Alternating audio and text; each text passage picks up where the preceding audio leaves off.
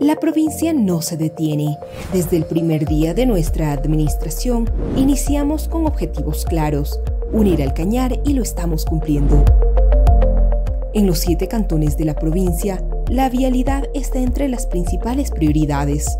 Trabajamos por mejorar la calidad de vida de los ciudadanos, con más y mejores vías. Estamos cambiando el lastre por el asfalto, cumpliendo con lo ofrecido. Reactivamos la economía del sector agropecuario, contribuyendo al desarrollo y progreso de las comunidades, recintos, parroquias e inclusive en las zonas urbanas. Todo esto lo hacemos con tecnología responsable y amigable con el ambiente, para cuidar nuestra tierra, nuestros cultivos, la calidad de los productos. Las vías nos traen progreso y también permiten potenciar el turismo, como es el caso de Ingapirca, que recibe a más de 170,000 turistas al año, permitiéndonos impulsar y dinamizar la economía de la provincia. La pandemia no ha impedido que construyamos más vialidad.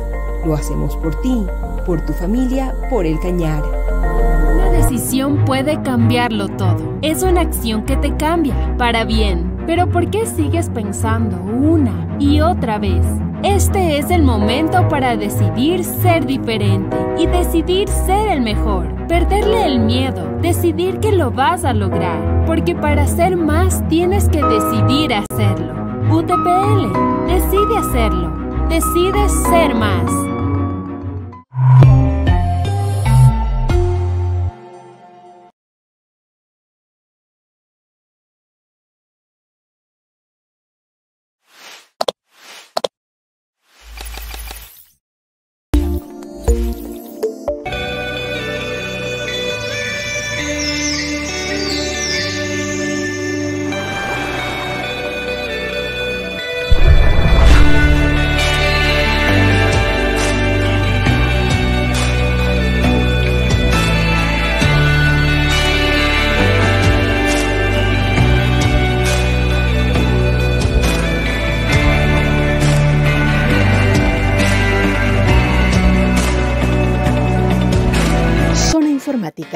Los primeros en tecnología en el Austro y en soporte técnico, los mejores.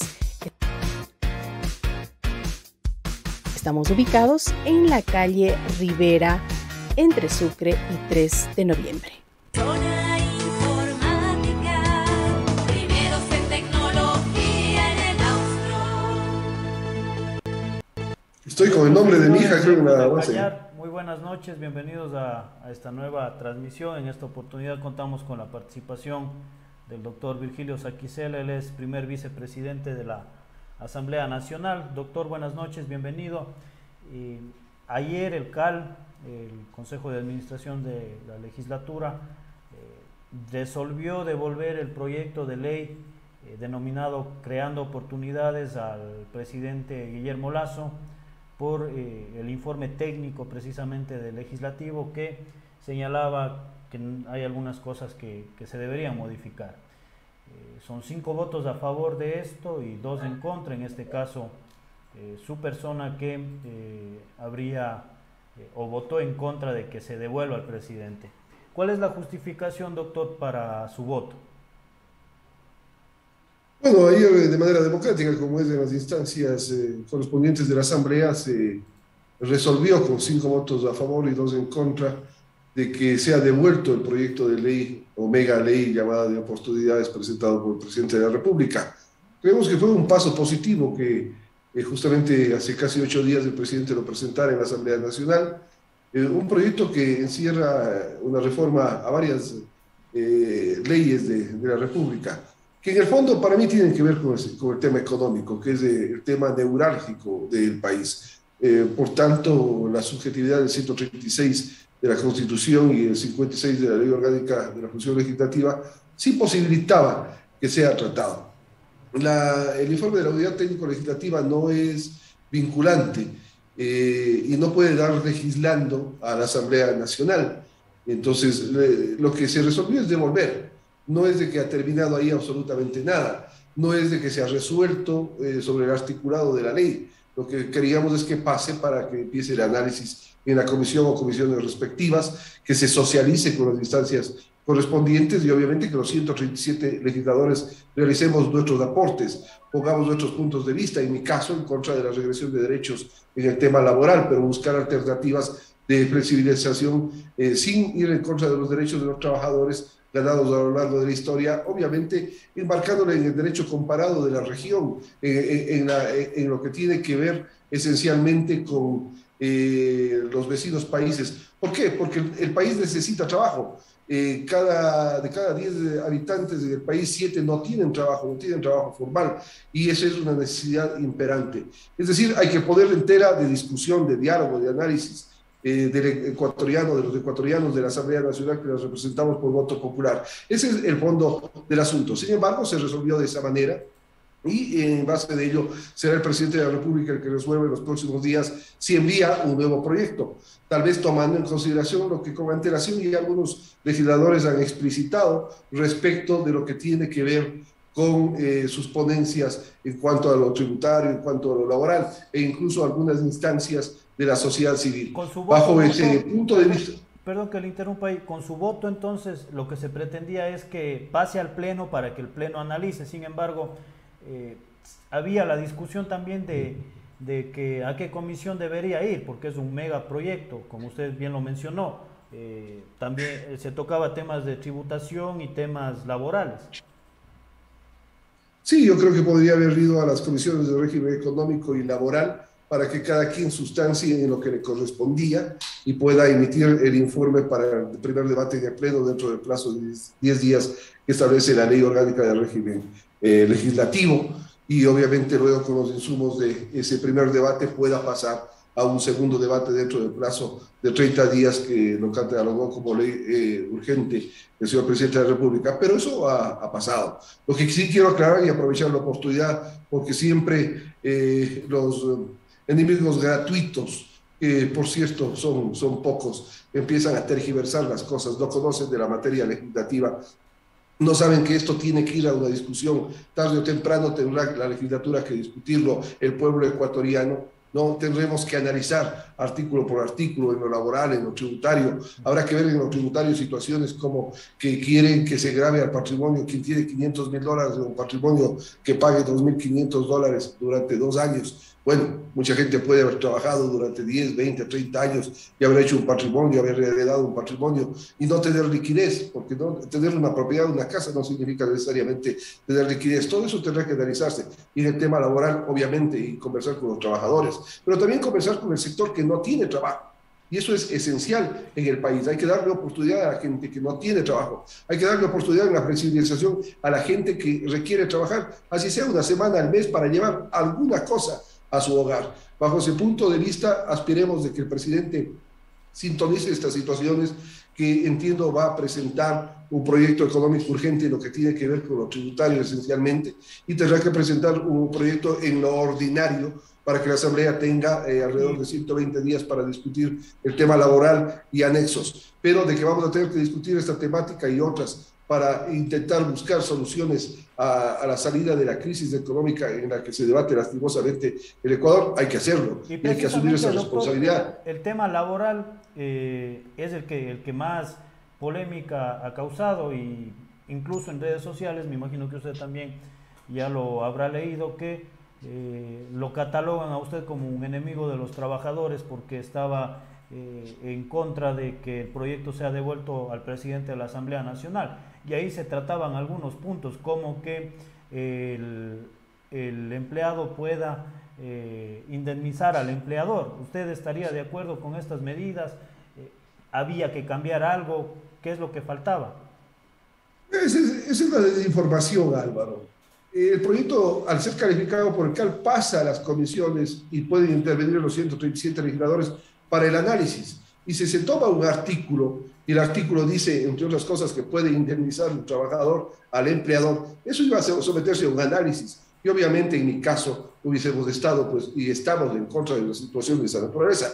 Había que perfeccionar una redacción, habría que buscar la seguridad del trabajador. Y bajo ese punto de vista no se puede hablar de memoria. La gente, esos enemigos gratuitos, pueden opinar a través de troles lo que crean. Yo, de manera consciente, estoy legislando en beneficio de mi provincia y del país. Estoy desempeñando un cargo como la segunda autoridad del primer poder del Estado, representándole al Cañar, dándole lustre a la provincia. Así es de que me tienen sin cuidado esos comentarios. Nosotros, en el momento que tengamos que tratar y defender los derechos del trabajador ecuatoriano, lo haremos con propiedad, con conocimiento de la ley, con conocimiento jurídico, aplicando el derecho comparado, buscando la alternativa para defender los derechos ganados de los trabajadores que los tienen hasta el momento y obviamente de dar las oportunidades de trabajo para la gente que no tiene trabajo. Pero también hay que buscar candados. Ahí en esa ley se dice que pudiera haber un código paralelo en el cual a lo mejor existen menos derechos de los que tienen ahora los trabajadores. Hay que poner candados, no hay que permitir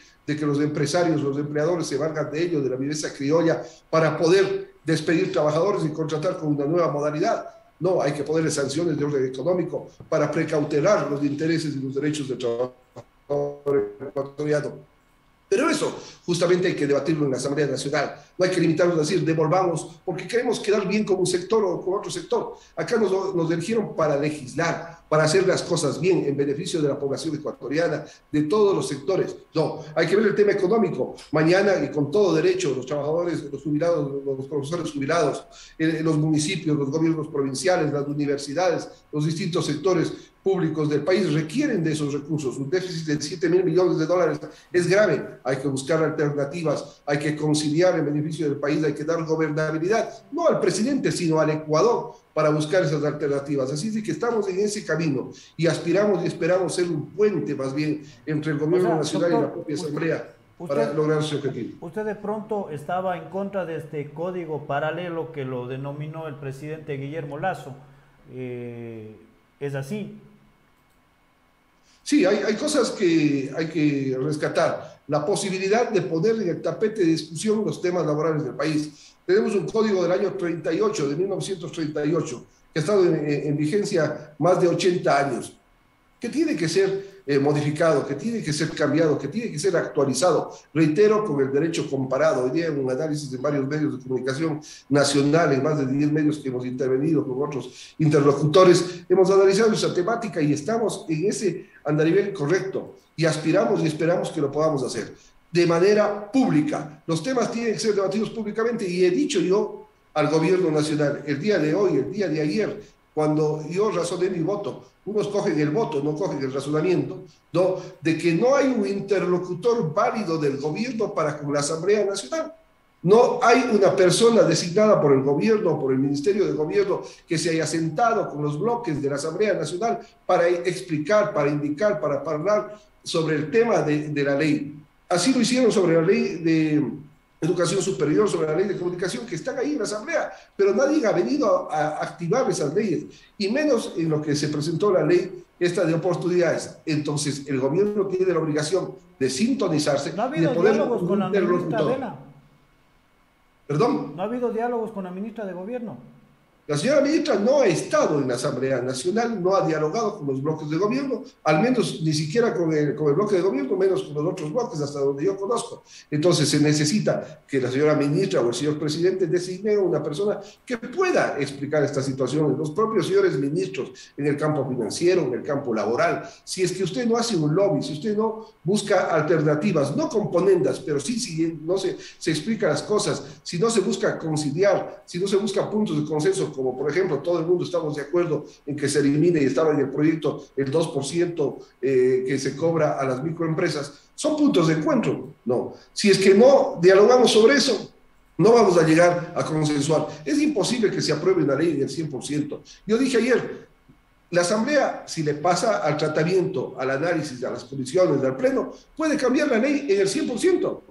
Puede decir, no va la reforma laboral y queda el mismo código, pero puede también poner insumos. Pero los partidos políticos, los políticos tenemos la obligación de poner insumos, de poner criterios, de decir también cuáles son las alternativas para el país en lo laboral, en lo social, en lo político, en lo tributario, en lo económico. Entonces, esa es nuestra obligación. O si no, simplemente vengamos a Quito a sentarnos, a calentar el puesto y volvamos después de 4 años a la casa. De eso no se trata. Mientras sucede todo esto, por ejemplo, el 2% que usted tocó que le toca pagar a los microempresarios, ya están pagando. O sea, ¿qué va a pasar? Mientras sucede todo esto en que la Asamblea devuelve el proyecto, hasta que el presidente envíe otro proyecto, los impuestos se van a seguir pagando, cosa que se proponían que ya no se cancele. Imagínense, era hora de que nos sentemos desde las 7 de la mañana, así sea hasta la medianoche, a trabajar estos 20 días por delante y resolver los temas y hacer con los criterios de la sociedad civil, de los trabajadores, de los asambleístas, de eliminar ese 2%, eliminar otros tributos si era necesario, aprovechar para poder insumos. Pero este rato, el único que puede tener iniciativa tributaria es el presidente de la República. No lo podemos plantear los legisladores. Habrá que esperar que el señor presidente, si es que cree pertinente, vuelva a mandar, o a lo mejor dice, no mando, y nos quedamos en el limbo respecto de sus impuestos injustos que vienen pagando desde hace un año, en plena pandemia, los microempresarios que tienen capitales de hasta $300,000 y 9 trabajadores o empleados en el país. Eso es lo que tiene que razonar el Ecuador. Eso es lo que tiene que pensar, tiene que ponerse en el tapete. De eso tenemos que concientizarlos. Para eso vinimos a la legislatura, para hacer las cosas bien, no para oír a unos 2 o 3 que simple y llanamente hacen alarde de las cosas.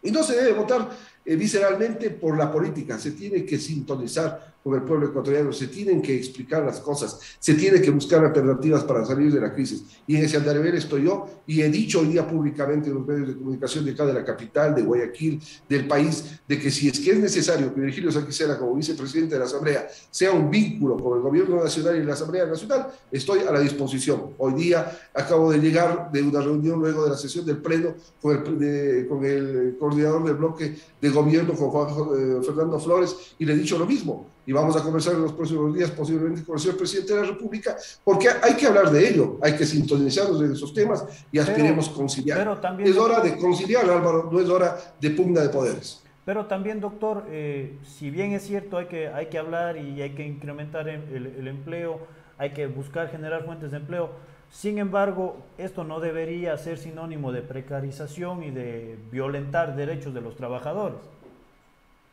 Correcto, yo, por citar un ejemplo, estoy de acuerdo en que se flexibilice los horarios de trabajo.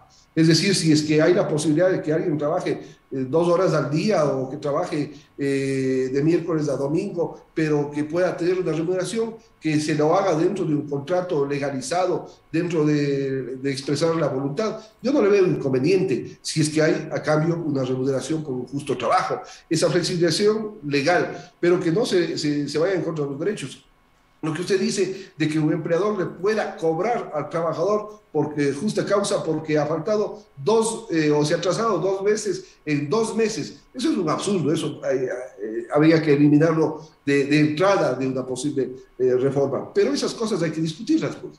No, si no los hemos discutido, ¿cómo lo resolvemos? Si no se ha tratado la ley, ¿cómo la aprobamos? ¿Cómo nos llenamos la boca que estamos a favor o en contra de tal o cual sector si no hemos discutido la ley? Pongámosla en el tapete, busquemos las alternativas, busquemos las soluciones, busquemos las cuestiones en cuanto a lo tributario. Es hora de que aposten los que más ganan en plena pandemia. Los grandes comisariatos, ¿no?, de este país ganaron millones de dólares. Háganles que aporten, pero pónganles candados para que no suban los productos y no le pasen ese aporte al usuario común y corriente del país. La banca mismo, pues, marzo, abril y mayo del año 2020, y ese tema estoy empezando a fiscalizarlo. He pedido ya información a la Superintendencia de Bancos, cómo nos cobraron el sistema financiero interés sobre interés a todos los ecuatorianos, que aporten si ganaron $6,000 millones en plena pandemia, y otros sectores, los ricos del país, pero para que no nos pasen la factura, sino que realmente con candados puedan simple y llanamente ellos contribuir con la necesidad del país. Hay los grandes evasores del país que dicen que deben $7,500 millones. Discutamos dentro de esta ley, aprovechemos la ley y discutamos y busquemos alternativas. Al sistema financiero, doctor, ¿cómo se lo va a tocar a los sistemas de los bancos, especialmente cuando el presidente viene de ahí? Bueno, no, independientemente de que el presidente tenga sus raíces de banquero o no, yo creo que es propicio tocar esos temas, para eso están las leyes. Si la ley no viene encerrada en tal o cual articulado, somos legisladores, nosotros podemos modificar los artículos, podemos poner otros artículos dentro del marco legal, constitucional, podemos hablar de las tasas de interés, podemos hablar de muchas situaciones. Así es de que es hora de discutir, es hora de trabajar sobre temas neurálgicos del país, sobre el tema laboral, sobre el tema mercantil, sobre el tema tributario, sobre el tema social, pero es hora de hacer las cosas. para eso nos votaron por nosotros, para hacerlo en Quito, no solamente para estar haciendo exhortos en la Asamblea Nacional, que al final del día no sirven para nada. ¿Qué es un exhorto? Un pedido al presidente de la República, haga esto o no haga el otro. Eso no le obliga. Entonces, es hora de sentarnos. Eso he dicho yo el día de ayer en el CAL, cuando di mi voto. Y eso voy a ratificarlo en el pleno de la Asamblea las veces que sean necesarias, defendiendo los intereses de mi tierra, de mi provincia, la que represento con orgullo, y obviamente del país también al que represento en calidad de vicepresidente. Bien, doctor, el tema entonces se devolvió al presidente de la República. ¿El presidente tiene algún plazo para enviar con las subsanando las observaciones que se emitieron desde el CAL? Técnicamente 10 días, sin embargo, queda a criterio del presidente. El presidente puede enviar, entiendo que si envía, puede enviarlo en los mismos términos, pero ya no como económico urgente en paquete, porque volvería a rechazarlo el CAL, sería absurdo. Entiendo que podría hacerlo lo tributario en económico urgente y el tema laboral y anexos en un tema ordinario que sería de alrededor de 120 días o un poco más, para que lo resuelva en la tramitología la Asamblea Nacional. Puede ser de que decida no enviar, ¿no? Queda ya a su arbitrio y decir no envío, o envío otra propuesta o otra temática respecto de alguna ley, o puede ser que tome alguna otra decisión. Eso ya le compete al Ejecutivo como tal. Sin embargo, yo he dicho de que el gobierno debería, y lo he dicho públicamente el día de hoy, reitero en tantos medios de comunicación que he hablado en la mañana y en la tarde, de que es necesario de que el equipo de gobierno, sus asesores, sintonicen, analicen todo lo que se ha venido hablando estos días desde que se presentó la ley en la Asamblea, incluso desde antes, de que se busque alternativas, de que se ponga un interlocutor desde ya, de que los asambleístas empecemos a tratar estos temas y que consensuemos, que dialoguemos por el bien del país. Esto se trata del Ecuador, no se trata de los intereses grupales de los políticos. Bien, doctor, usted bien dice que hay que trabajar y que hay que ya ir viendo el bienestar de la ciudadanía. Sin embargo, en las últimas semanas nuevamente la legislatura de la Asamblea Nacional se ha visto envuelta en escándalos. Por ejemplo, los gastos excesivos que habría cometido la presidenta del Legislativo, la asambleísta Mellori, cenas, desayunos, comidas de más de $100. ¿Ustedes qué tienen que decir al respecto? ¿Cuál es la posición suya? Yo he sido claro y he dicho que es la señora presidenta la que tiene que explicar al país. Debería hacerlo a través de los medios de comunicación nacional, pero de manera directa, y establecer cuál es la verdad de las cosas. El contrato de $100.000 es un contrato de la administración que la preside la señora presidenta de la Asamblea Nacional. Respecto al tema protocolario, respecto si es que vienen jefes de Estado, autoridades máximas de gobierno, qué sé yo, y se pueden dar sus gastos. Debe aclararse de que los legisladores, los 136 legisladores restantes, no estamos inmersos dentro de ese contrato para absolutamente nada. No hemos desayunado, almorzado ni cenado con esos precios ni dentro ni fuera de la Asamblea, al menos yo no lo he hecho y creo que ninguno de los legisladores. ¿Por qué? Porque de primera mano dicen a los legisladores, además de que ganan sueldo, encima de eso desayunan, almuerzan y cenan con esos precios. Eso es falso, de falsedad absoluta. Entonces tiene que ser aclarado por el bienestar institucional. La institución, el primer poder del Estado, está por encima de las personas, de los asambleístas. Respecto de los gastos en hoteles, de situaciones por el estilo, igualmente deben ser aclarados por ella, y si es que al final del día tiene que darse algún tipo de fiscalización, dependerá ya de los próximos días cómo se vayan desenvolviendo las cosas, pero tiene que ser aclarado. Nosotros estamos en contra de esas situaciones, obviamente por elemental lógica no pueden darse gastos excesivos de esa manera, mucho más en momentos apremiantes como los que están, y no es justificativo que se lo haya hecho antes para decir que se lo va a seguir haciendo. Y precisamente de lo que se ha hecho antes, habían escándalos de corrupción antes, y reitero, en la última entrevista habíamos hablado con usted de lo mismo, pero no paran. O sea, es en 3 meses que está la nueva asamblea prácticamente con los mismos escándalos. En lugar de mejorar, parece que va empeorando.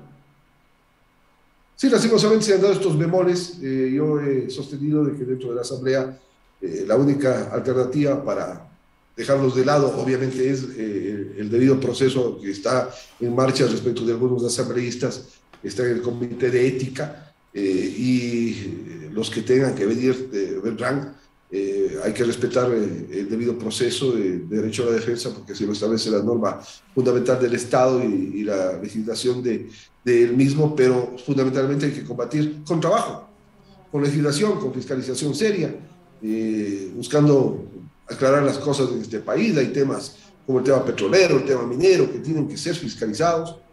Los famosos contratos de los últimos 14 años, qué es lo que ha sucedido, cómo mismo se dieron, dónde está la plata, como decía algún político. Obviamente sabemos los hechos de corrupción, ahora cómo se recupera el dinero, se habla de la ruta del dinero, encontrar la ruta va a ser complicado en ese tema, pero ahora hay que precautelar que no se siga dando esos hechos bajo ningún punto de vista en el Ecuador. Afecta a la Asamblea Nacional, si se da un escándalo de un asambleísta, afecta a la institución como tal, así es de que cualquier cosa que se dé tiene que ser investigada, analizada y resuelta.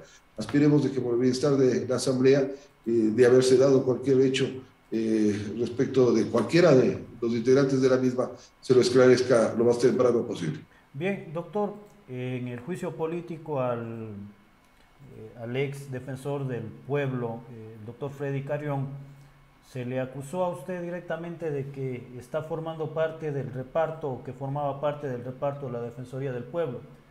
Con esto de aquí, habían más rumores y más acusaciones, si cabe el término, de que usted estaría participando o habría participado en designar autoridades en la provincia del Cañar. ¿Qué tiene que decir usted al respecto? Pues es una cuestión eminentemente del gobierno nacional, de las autoridades que son los que disponen de los puestos. Yo en mi calidad de asambleísta no lo puedo hacer. En el tema puntual del señor defensor del pueblo tuve la posibilidad, incluso rompiendo el protocolo de la sesión que la estaba presidiendo como vicepresidente encargado de la presidencia, de aclarar los temas. Le dije al señor defensor del pueblo que ponía a disposición mi cargo de asambleísta, que renunciaba si le demostraba de que el señor defensor del pueblo de Loja era mi sobrino, o mi primo, o mi pariente, como él había esgrimido por coincidir el segundo apellido del mismo conmigo. El señor simplemente se aventuró porque se le vino a la mente a decir cosas que eran simplemente falsas, de falsedad absoluta. A mí me conoce la conciencia sana de mi ciudad, de mi provincia, jamás, ni con el pensamiento le he metido las manos a absolutamente nadie, menos a los erarios públicos, porque simplemente lo que he hecho es con transparencia, eso heredé de mi finado padre, de mi madre, y bajo ese punto de vista simplemente trabajo. Yo me dedico a trabajar, a legislar y a fiscalizar. Ese es mi norte, esa es mi función, y obviamente en el tema de la función pública ya depende a quienes deciden en las distintas instancias el gobierno nacional. Yo lo que no hago es gestionar puestos porque está prohibido por la ley, y si es que el día de mañana ocupan puestos cualquier persona, obviamente se inventarán como se inventan en mi ciudad los que son mis disque enemigos públicos conocidos por todos ustedes. Se inventan los troles y dicen que son puestos por mí. Hay un señor que parece que era de apellido Campo Verde, que supuestamente lo he puesto de gerente de algún banco en la ciudad de La Troncal, ni siquiera tengo el gusto de conocerle. Del señor defensor del pueblo de Loja dicen que es mi pariente, cuestiones por sí, son cuestiones simplemente falsas. Yo me dedico a trabajar. Pero hay gente que estuvo en su lista, doctor, fueron candidatos con usted y están ejerciendo cargos públicos actualmente. Entiendo que dentro del marco del diálogo que he tenido con autoridades del gobierno deben haber aceptado algún cargo que se les ha ofrecido. Yo no puedo limitarle a nadie. No, el día de mañana, si un hermano mío consigue un trabajo, van a decir que porque ese hermano mío tiene que irse a la casa, o si mi esposa llega a trabajar. Yo no creo que la gente pueda limitarse por ser amigo mío, familiar mío, a no poder trabajar. Bajo ese punto de vista, simplemente yo no tengo nada que ver con ello. Mi conciencia simple y llanamente tranquila. Ojalá la gente consiga trabajo. Todo el mundo tiene derecho a trabajar. Ojalá en este país se hagan las reformas que se requieren para que la gente tenga fuentes de empleo. Ese es el objetivo, ¿no? Y la gente, si gestiona un puesto y logra un puesto, en buena hora. Les felicito, más bien. Bien, doctor, le dejo en sus palabras finales, agradeciéndole por su tiempo y por la entrevista. Gracias a usted, Álvaro. Y simplemente aclarar algo más para tranquilidad de esos detractores que siempre se esconden tras los troles. Ojalá me digan de frente. Estoy por presentarles una denuncia, ojalá con el tiempo que ojalá me dé un tiempo para poder hacerlo y con propiedad, porque los tengo plenamente identificados. Pero es propicio indicar de que aquí hay una situación. Yo fui del movimiento Creo, usted recordará, incluso le apoyé a Guillermo Lasso en la segunda vuelta para la presidencia de la República que está desempeñando. Él me pidió, me reuní, trabajé por él, ¿no? Con bienes y personas, como he acostumbrado en el campo político. La gran mayoría de la gente de Creo en la provincia de Cañar, el 99%, son gente que ha estado conmigo, ¿no? La gran mayoría de la gente de Creo ha trabajado con Virgilio Sequicera cuando fui alcalde en el municipio de Azogues. La gran mayoría de esas personas han estado a mi lado en varias campañas electorales. Así es de que, si es que de una u otra manera están trabajando o llegan a trabajar, no se admiren, porque son gente que ha estado de una u otra manera conmigo. Hasta el señor gobernador fue director mío en el municipio de Azogues. Así es que no haya admiración por sus circunstancias. Gracias a usted, Álvaro. Un abrazo a los azogueños, a los cañarenses, al otro del país, al país entero. Siempre estoy a las enteras órdenes, trabajando y representándolo como se merece